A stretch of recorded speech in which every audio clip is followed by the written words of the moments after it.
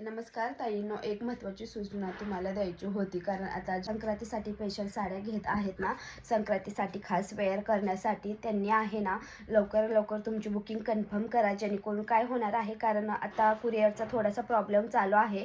जसं सण येईल तसा लोड वाढतो, त्यामुळे जिथं 4 दिवसात जे पार्सल पोचणार असेल तिथं 8 दिवससुद्धा लागू शकतात.